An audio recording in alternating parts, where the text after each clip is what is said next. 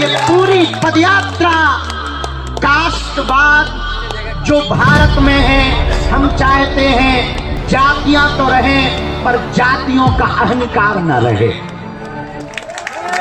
कौन कौन भारत को हिंदू राष्ट्र होते देखना चाहते हैं? कौन कौन हिंदू एकता चाहते हैं? तो कोई रोकेगा तो तुम रुक जाओगे, कोई विरोध करेगा तो क्या तुम डर जाओगे? साथियों नमस्कार, जय भीम। मैं उमेश करुणा और आप देख रहे हैं बहुजन हलचल। हमारे साथ है जितेंद्र शर्मा, बहुजन समाज पार्टी के फायर ब्रांड नेता। आज हम बात करेंगे जो कि बागेश्वर धाम के पीठाधीश धीरेन्द्र कृष्ण शास्त्री, जिन्होंने एक यात्रा निकाली है हिंदू राष्ट्र बनाने के लिए, और यात्रा जो कि 7 नवंबर से 16 नवंबर तक रहेगी दिल्ली से वृंदावन तक। सवाल खड़े किए जा रहे हैं धीरेन्द्र कृष्ण शास्त्री जी पर कि यात्रा निकालो, अच्छी बात है, हिंदू को एक करने की बात कही वह भी अच्छी बात है, लेकिन हिंदू राष्ट्र बनाने की बात जो कि संविधान का साफ साफ उल्लंघन है। संविधान का जो प्रस्तावना है उसमें शुरू में ही लिखा हुआ है कि भारत धर्मनिरपेक्ष देश है, यहाँ पर सभी धर्मों का सम्मान है। इस प्रकार से मुस्लिम भी कहेंगे कि हम मुस्लिम राष्ट्र बनाना चाहते हैं, ईसाई भी कहेंगे कि ईसाई राष्ट्र बनाना चाहते हैं, सिख है वह भी कहेंगे कि हम इसे खालिस्तान बनाना चाहते हैं, ऐसी यात्रा निकालेंगे, बौद्ध भी कहेंगे। तो इस प्रकार से दंगा भी होगा, लेकिन सरकार की सह पर पूरा समर्थन मिल रहा है, लेकिन अभी तक उनकी यात्रा रोकी नहीं जा रही है। इसको क्या देखते हैं आप? जय भीम, जय संविधान साथियों। और जहाँ तक आपका सवाल है, धीरेन्द्र शास्त्री के द्वारा जो हिंदू राष्ट्र बनाने के लिए पहल या जो यात्रा निकाली जा रही है, मैं इसका पुरजोर विरोध करता हूँ जी। और समस्त भारत की जनता जो संविधान में अपनी आस्था रखती है वो सब इस बात के विरोधी हैं जी। सनातन के कई संगठन, कई मठाधीश, कई इनसे बड़े बड़े सनातन धर्म के ठेकेदार जो बाबा हैं और भगवा बाने को धारण किए हैं, वो स्वयं इसका विरोध कर रहे हैं। तो धीरेन्द्र शास्त्री जी जो काम करने जा रहे हैं, जब भारतीय जनता पार्टी अपने आप को धर्मनिरपेक्ष कहती है और सर्व समाज का और सर्व धर्मों का पालन करने वाली और उनको सम्मान देने वाली, तो आज वो सरकारें, प्रदेश सरकार हो चाहे केंद्र की सरकार हो, आज वो सरकार धीरेन्द्र शास्त्री पर गैर संवैधानिक कार्य करने का, उन्हें रोकने का काम क्यों नहीं कर रही है जी। तो कहीं ना कहीं Bharatiya Janata party vote bank की राजनीति कर रही है, जिस अब कारण यह है कि इनके पास कोई मुद्दा नहीं बचा है। रोजगार नहीं है, स्वास्थ्य नहीं है, शिक्षा नहीं है, इनके पास वोट मांगने के लिए कोई रास्ता नहीं बचा है। उसी का कारण है कि 303 से लेकर के 240 पर आकर रुक गए।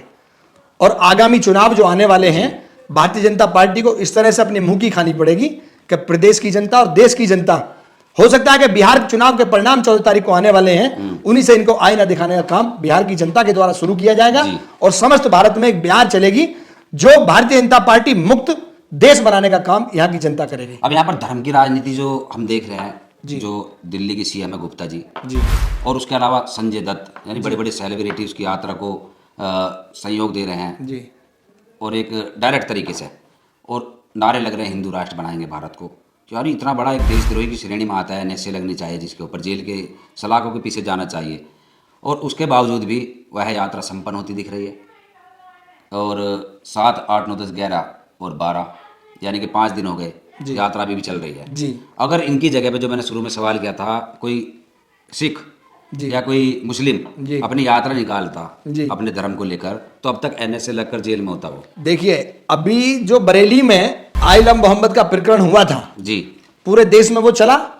आई लव मोहम्मद लिखने पर कोई अपने पैगंबर या अपने किसी आस्था के भगवान को या किसी को किसी रूप में अगर आई लव लिखता है आदमी, मैं कल को आई लव बाबा साहब लिखने लगूं या मैं ब्राह्मण हूं आई लव परशुराम लिखने लगूं, तो ये कोई अन्याय नहीं है, ये संवैधानिक काम है, मेरी अपनी निजी आस्था है, मैं इस काम को कर सकता हूं। तो जब दूसरा समाज, दूसरा धर्म के लोग जब आई लव मोहम्मद लिख रहे थे, तो भारतीय जनता पार्टी ने इतना पुरजोर विरोध किया, लाठियां चलवाई, हर तरह का वो प्रकरण किया जिससे उनका ये काम ना चल सके।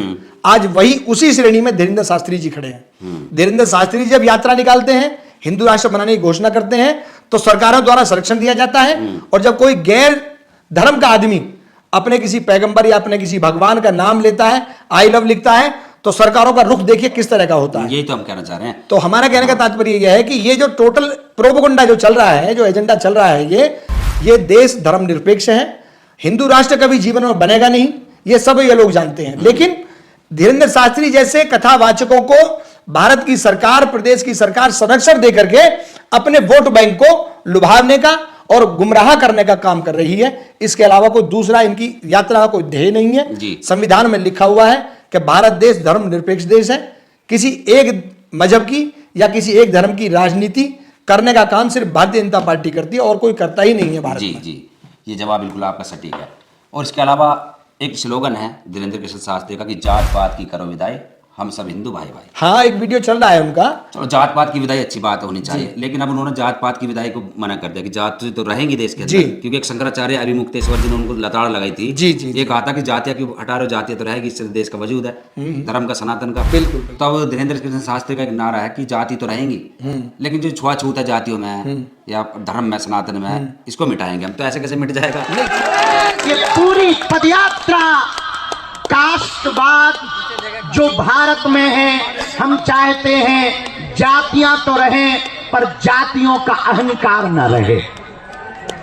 और अब प्रण ठान लिया, सबने मन में मान लिया, साधु संतों का कमंडल और बागेश्वर धाम का मंडल 16 तारीख तक चलेगा। नहीं, छुआछूत के धर्म के ठेकेदार तो आप लोग ही हो।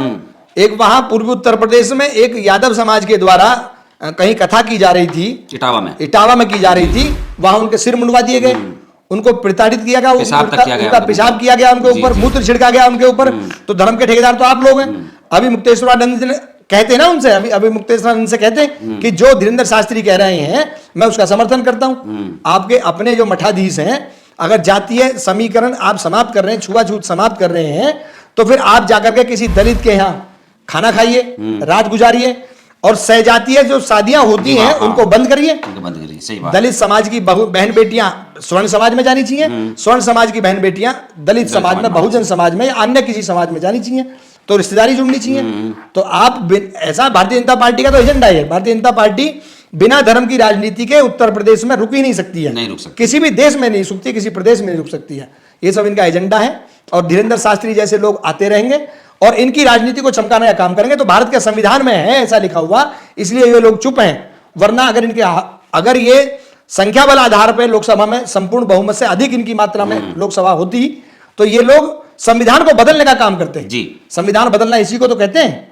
संविधान बदलेंगे और अपनी मर्जी चलाएंगे। मध्य प्रदेश के दमोह में धीरेन्द्र कृष्ण शास्त्री के पुतले भी फूके गए। जो अम्बेडकरवादी संगठन है वहां पर, एक दामोदर ऐसी नाम से हुई, उन्होंने पुतले फूके। पुतले दहन करने के बाद पुलिस ने वहां पर लाठीचार्ज भी किया, उनके ऊपर जो फायर और प्रेशर होता है पानी का, वह भी किया।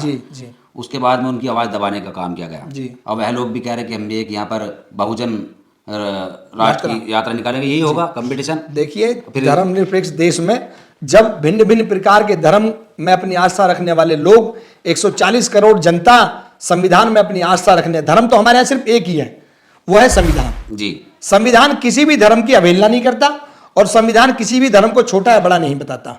तो संविधान जो है हमारे यहाँ 140 करोड़ जनता जो संविधान को मानने वाली है, वो इनके बहकावे में ना आए, वरना ये देश का इतना बुरा हाल कर देंगे ये लोग कि आने वाली जो नस्लें हैं, ये गृह युद्ध के आसार बना रहे हैं। हाँ, हमारे घर में ही गृह युद्ध की तैयारी। जब हम धर्म में, मजहब में, अनेक प्रकारों में बटेंगे तो देश का क्या हाल होगा। इन लोगों को उस बात की चिंता नहीं है। इन लोगों को सिर्फ सत्ता का लालच है। सत्ता में हम लोगों को बने रहना है, उत्पीड़न करना है, समाज की अनदेखी करनी है।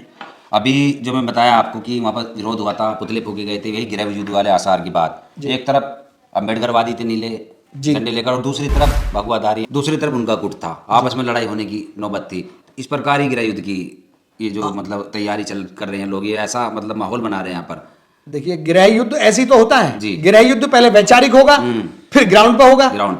गृह युद्ध के आसार जो बना रहे हैं ये लोग, ऐसा तो गलत है। बहुत अच्छा काम किया वहां पर, ये नहीं होने दिया। हाँ। लेकिन कब तक पुलिस भी, प्रशासन जो है हमेशा शासन के दबाव में काम करता है।